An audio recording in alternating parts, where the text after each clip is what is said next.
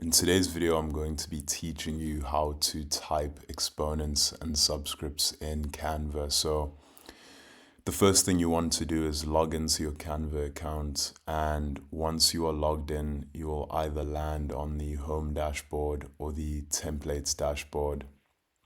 From here, you need to navigate over to projects, and once all your projects are open, you need to click on the projects that you would like to do this in.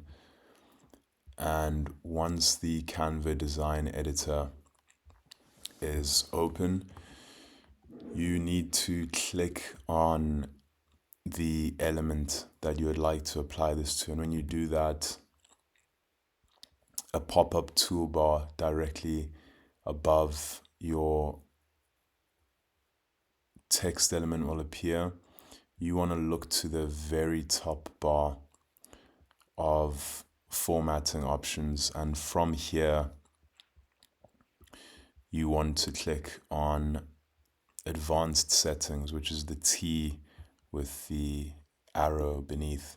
Once you do that, you want to click on more settings, and when you click on more settings, if you just scroll down on the left hand advanced settings menu that appears, in the section called formatting, you will have the option to superscript or subscript your text. So what you need to do is first highlight the specific text that you would like to subscript, which is what we'll start with, and simply just click on the subscript icon. And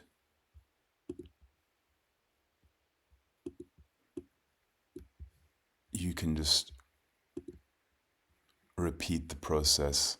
And now to write exponents, like let's say we want to make this 5 to the power of 2, you can come back after highlighting the 2 which you would like to superscript and select the superscript.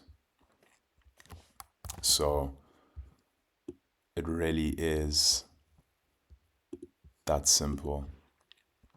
So I hope that you found this tutorial helpful, and if you had any struggles along the way, or if you have any questions, please feel free to drop them in the comments section below, and I will respond to them as soon as possible.